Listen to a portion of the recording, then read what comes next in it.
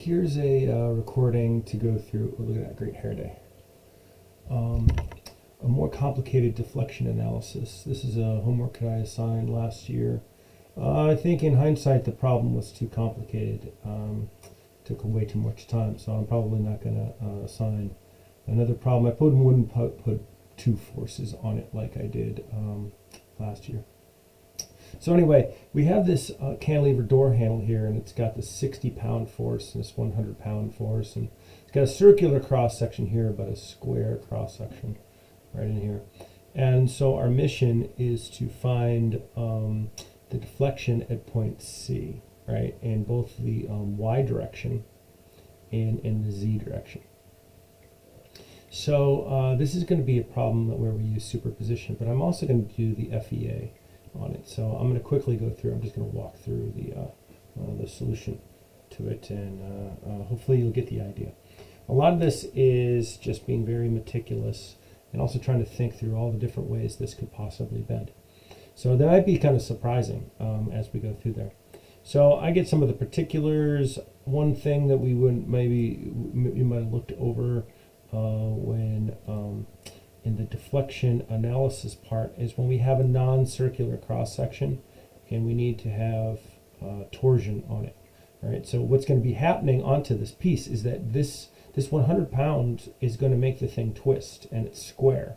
So we're not just going to use the regular theta type of thing where we have TL over JG. That's the theta, that's something circular, will twist, right? Well, now we have to have a different theta. So that's what this KAB is. And maybe I will look up my notes just to give you a refresher on this, what I'm referring to. So I'm going to go back to my blackboard over here and bring that up. I have another screen over here. That's why I'm looking over here. It's not, there's nobody not talking to myself. I guess I am talking to myself. And note sheets, and this would be class 7.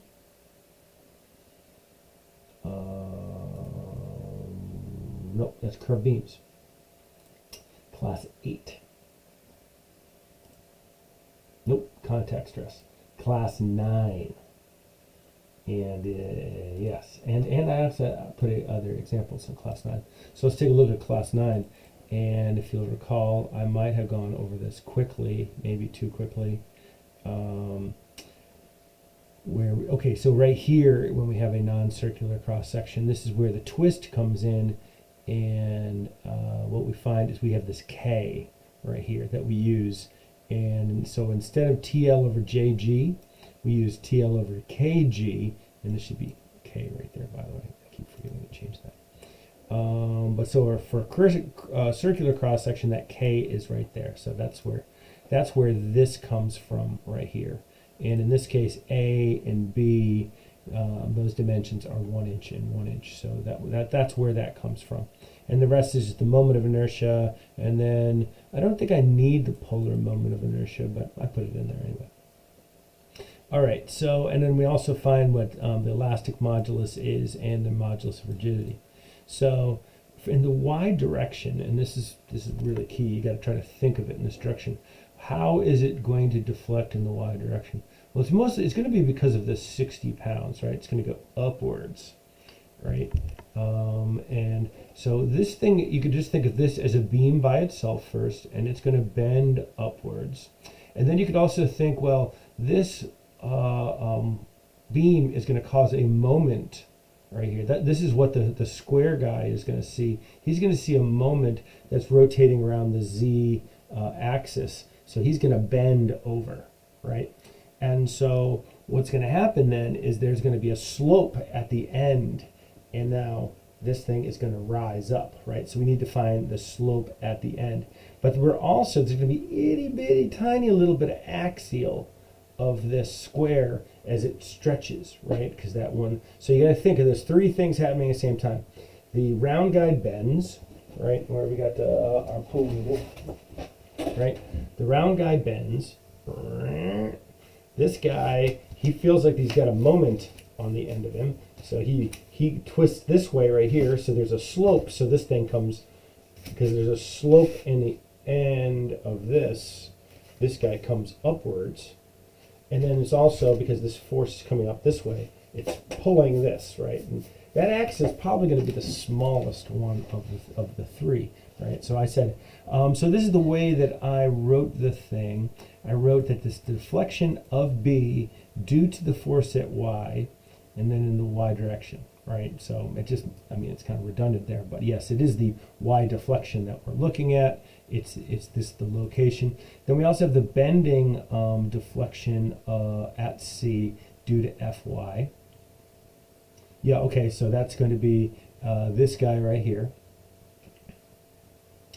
And so this axial is this location at B. That's why it's written that way. The deflection of B at this point right here, because it's getting pulled up.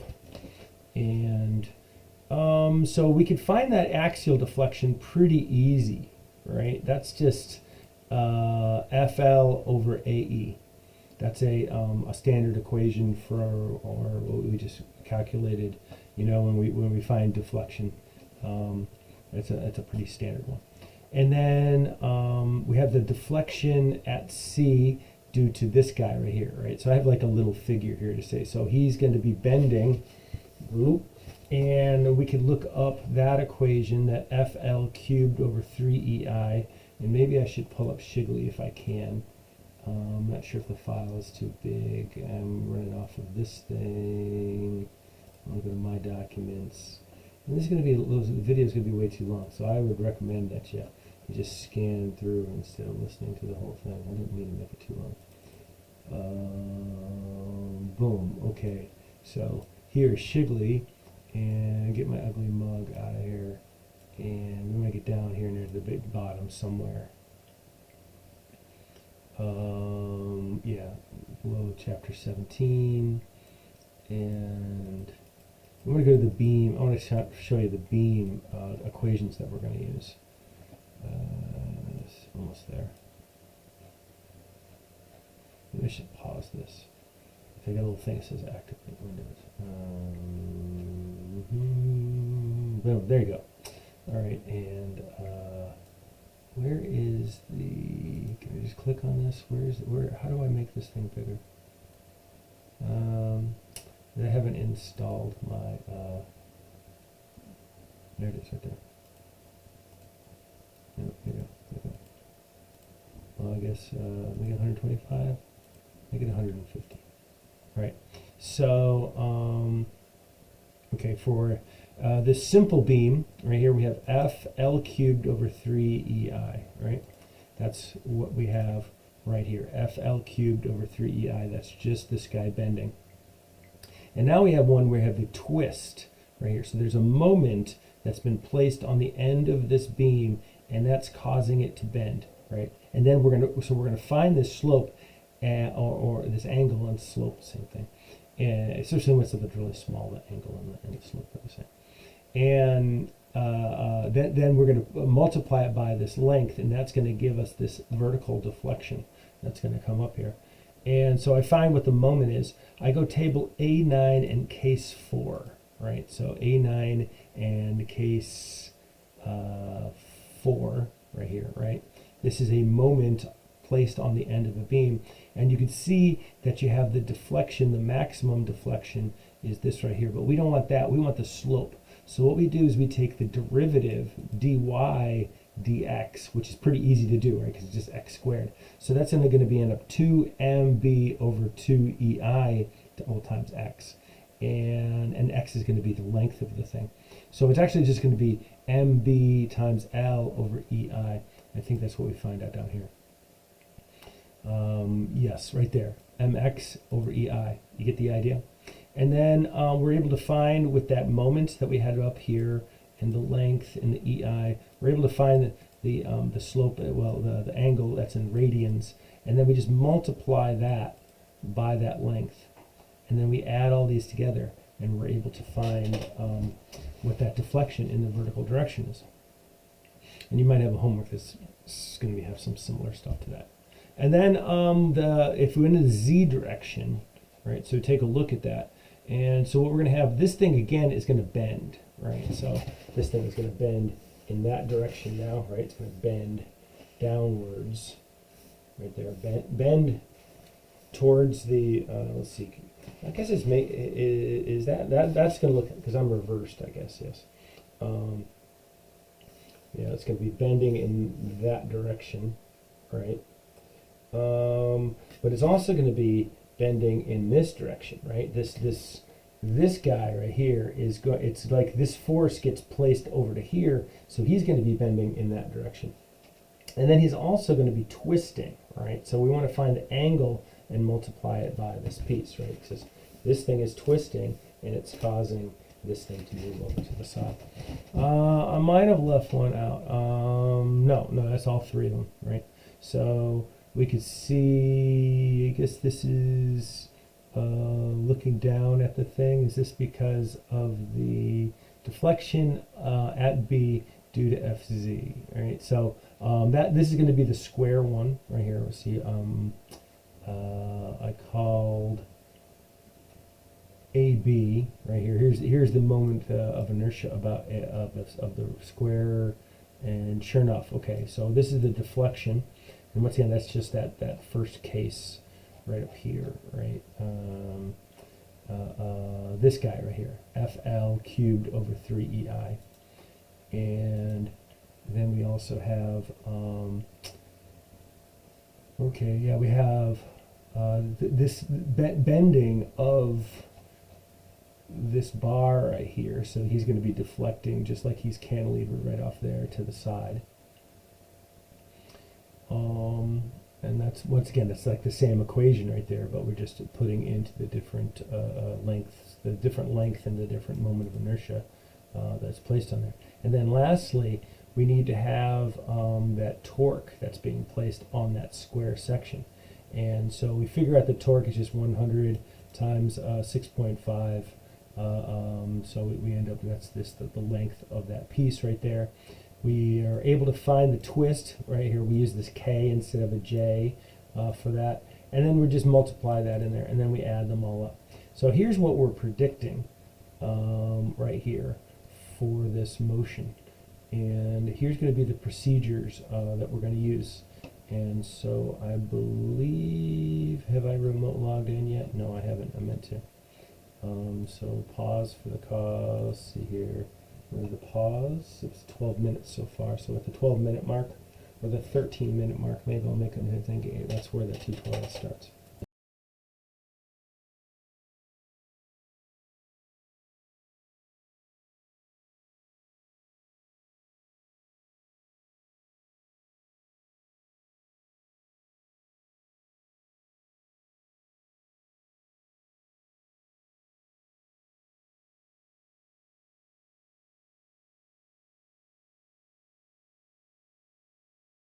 Let's see what the problem statement is. Oh, there I am back there again. How do you go?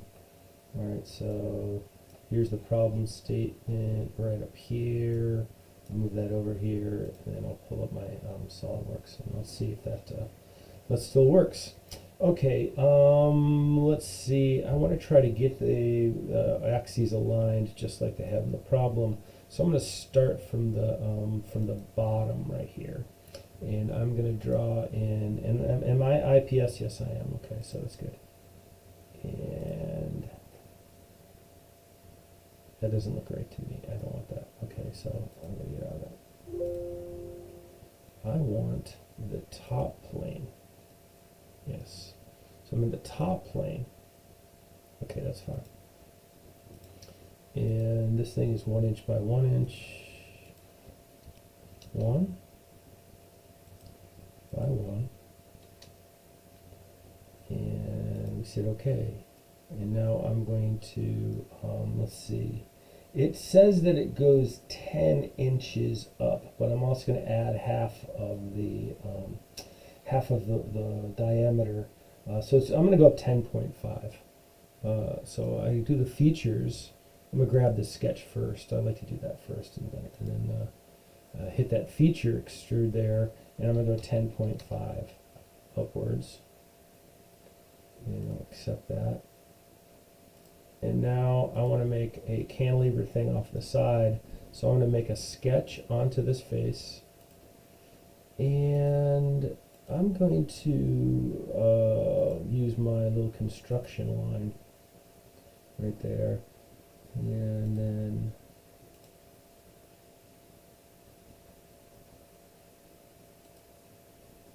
okay.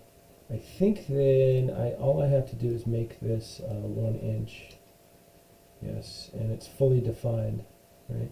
I just used a trick right there. You could do it in a couple different ways, but I like to use those construction lines to try to set the center of things. And I'm moving my face. I'm talking to you. I'm making hand motions, and you can't see me. So anyway, okay. So the extent of this is actually 6 inches. Was that? It actually should be 6 point. If I was going to follow along with the results that I used 6 inches for all of the lengths of the thing. Let me show you what I mean. Oh, I know. I got to go this way too. Okay, because I'm remote logged into a computer in the lab.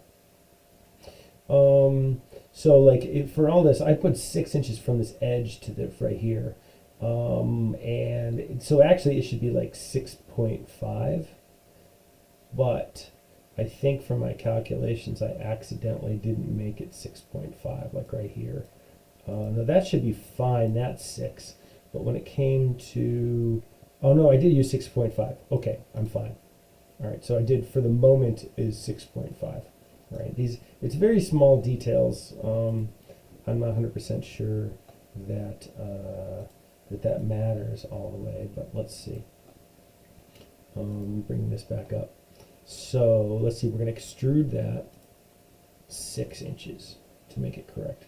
So that's 6 inches, boom. And I have everything I need right now in the model. All right, so I probably would have saved it at this point. And I see simulation is activated right here, so we're good to go. I'm going to create a new study, and it's just going to be a static study. You should explore maybe later on and take a look at these other things available. SolidWorks is so easy to use. And for the part, I'm going to apply, I think I'm going to stick with the alloy steel because I think I used 30, yeah, I used 30 KSI, so 30 mega PSI, right? So in inches right there. You can see that that's got a 0.27, no, that's mass. Let's see, where is, okay, my 0.28. Okay, some kind of phone call from New York. I'm not answering that. Poisson's ratio of 0.28, but the elastic modulus is really the important one. So I'm just going to apply that material. Just accepted the alloy steel, but I will mention to you that I'm a big fan of A36, but that is 29, and so I used in my calculations 30 E6. So that's, when we do one of these analyses, we just come down, down this column right here. Just follow along right here. For connections, those are really for when you have multiple parts on things. Okay, and fixtures, this is the next one we do. We want a fixed geometry, and so I'm going to grab it right here at the bottom. And now it's fixed. So I have everything I need there. Later on, when we do other things, like we might have these fixtures right here. And by the way, I'm right-clicking. I don't know if I put it. I right-clicked onto this too there. We might have these bearing fixtures can be often useful to us. The external loads, I'm going to put a force onto here, and I'm going to put it right onto this face. By default, it just makes it normal, but we actually want a direction. And we could pick anything that helps us decide which, but it's just as easy to pick this again, right? So I'm picking it for both the blue and the pink. And I want to change it to English units. And then I always have to mess around with this to see, which direction this is going to go. And the preview helps you right there. All right, so that right there, that shows you that this radio button, and I don't know why that thing is looking like that right there, but this radio button is telling you that it's going to be in a plane, but I'm not sure which plane they mean. But here we could see that was the vertical one. So in this we had 60 pounds, and yes, we were going upwards, so that's correct. If it wasn't the correct direction, we would hit that reverse direction. And then we go to this radio button, and it looks like it's going in the wrong direction, right? So we need to go that way. And then this one was 100 pounds. And there you go.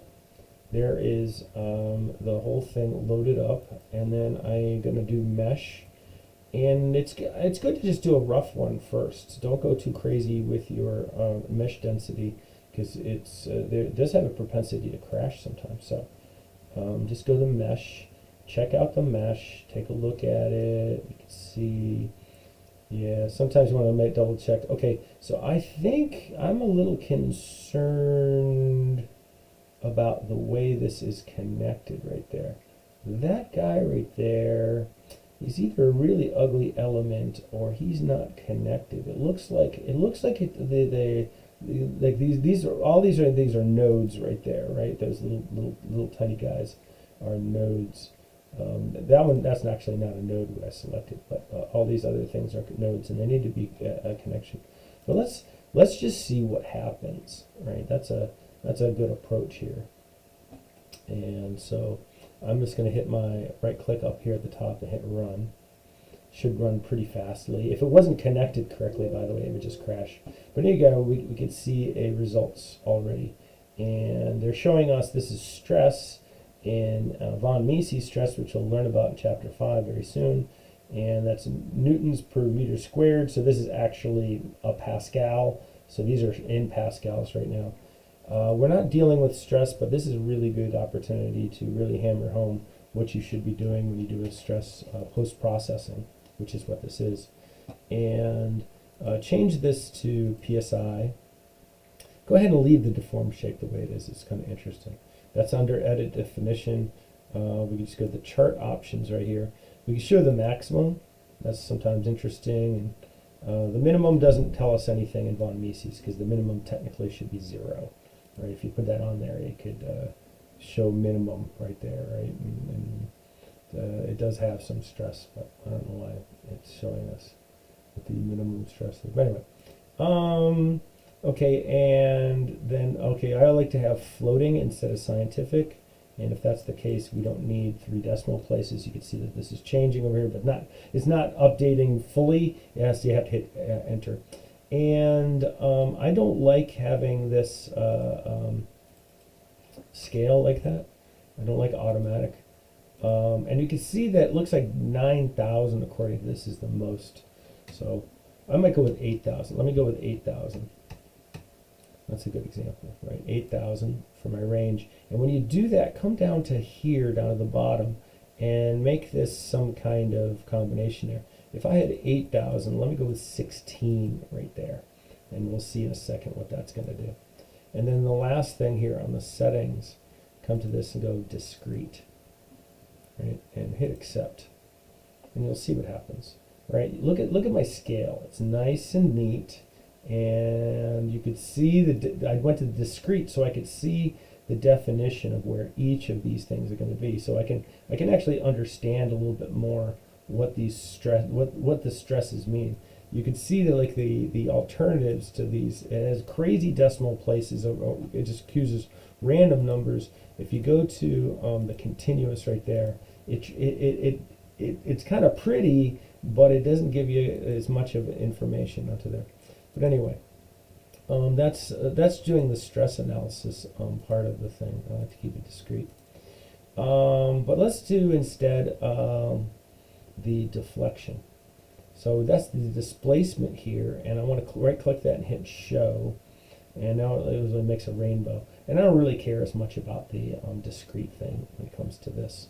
What I really want to do is get the numbers correct. So I go to right click and edit definition, and then I change this. I don't want the resultant displacement. I would like to find out the specific values in the y and z direction, right? So let me go to the displacement in the y direction, change it to inches, because that's really what we care about, and chart options right here. We could show what the maximum is, right? We show what the maximum is, and it's telling us it's 1.193, okay? So I'm not sure if that's millimeters still, because this thing doesn't necessarily update when you get to there, right? So I'm going to go to, I'll leave it as scientific in 3 decimal places. That's pretty good. That gives me 4 sig figs. And for this, I do like to have a scale onto here. Okay, yeah. So I'm going to look at this and I'm going to say, well, 0.05 might be a good scale to have. And then down here, I might go, well, that means I want to have 10 as my thing. And let me change this to discrete anyway. Boom. Right? And I don't quite like what that scale is. It's not all that exciting. Oh, you know what happened? Is that true? So it's not really showing me that the scale doesn't look very good to me. Maybe I did something wrong here. Let me edit definition. Look at this. And change this to 1. Let's see what happens here. Boom. Okay. That shows me a little bit more. You can see, by the way, that 10 worked out pretty well for us. It's just going right here. And those trailing zeros might be annoying, but you really need this right here. This is something that you'll notice. When you change this guy right here, that will change what this what the end result is going to be like. I'll make it 4 decimal places, and you can see now that we have here. Now this might be this, you know, we might want to actually have the average of this piece. So here is another technique that is very useful. We go to up here to plot tools, and we go list selected, and you'll see that it gets out of the underform shape. You can just pick anything. I'm going to pick this face, and then I'm going to hit update. And now these are all the nodes that are on there. We don't care about that. We care more about the average right there, okay? So the average displacement in the middle is probably going to give us a more comparable thing to measure. So I might write that down, right? That's 1.3177 e to the -2, right? But let's take a look and recall what our results were. And that was in the y direction, right? And the y direction, we got 1.309 e to the -2, right? So if we subtract that and then divide by let's say that this is the correct one. So we'll say that the FEA, we'll assume the FEA is erroneous. We actually have a 0.6% difference. That's pretty good. Now what I had done right here is I had mistakenly chose the default maximum right there to compare, so I made a mistake there. It was much more insightful to have picked this average one that's in the center, because you can imagine actually this face is twisting some. So that's pretty interesting. Then you can also change this to, once you have that, you could actually copy that if you wanted to, I think. If you wanted to keep it, like here, you could go make a duplicate, or is it just a copy? Copy, and I think we went to here and went paste. Yeah, so there you go. You could just show this one, and then edit the definition, and make it the Z direction. Right, that's this guy right there. And I think everybody's going to be okay here. Okay, no, I think it went in the negative direction, right? So that's, yeah, that's, I made a mistake there. So edit that definition, and we will change this. And we actually want the minimum because it's going in the negative direction, right? So, and by the way, you can always slide that thing around when you're looking at this. So now my scale doesn't make a lot of sense. Now I need to go negative 0.01 onto here, and this one can be 0, I guess. It doesn't really matter. So you can see that the blue is the extreme one right here. But let's take a look at this deflection right here. We'll go to the plot tools and list selected. Go to that face again to hit update, and you can see what our average is 4.322 e to the -2. Boom. And let's take a look at once again at what we got here. We said it was 4.431 e to negative. Boy, that's real close. And so if I divide by 4.431 e2,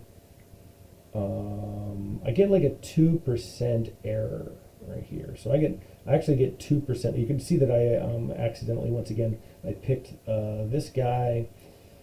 Not too terribly bad. Now what I could do in this is now I could just start trying to refine this. Although it is, our results are so good, right? And by the way, that's what that looks like from that direction, and from that direction, and from that direction. You can see that it's bending up. This is bending up. This is really good. Means of trying to understand. Oh, another thing that's good to do in the this edit settings is to superimpose the body onto this thing, and I think it's not showing it. Superimpose translucent colors. Let's see, is it going to show it? No, what happened? Okay. Something happened here. Let me see. Edit settings. Maybe it's the other way. Maybe it. Oh, there you go. Yeah, you can see that it has the original shape into that. It's nice. It's nice just to see it, like when you're looking at the deformed one, that you can kind of see how much it changed from the original. And so now looking at it this way right here, you can kind of see. Sometimes these get in the way by the loads and the boundary conditions into seeing the things. So there's a way to turn those off. But anyway, this is a FEA and the results. But what we could have done is we could have also refined the mesh. We could create the mesh. It always warns us that we're getting rid of the thing. You can drag this thing over all the way to the side. It'll mesh it. It's not, because this is such a small model, it's fine. But you can see how how small the mesh is now. And that should theoretically improve. But we got such a close answer. It's going to be hard to get better than this, to tell you the truth.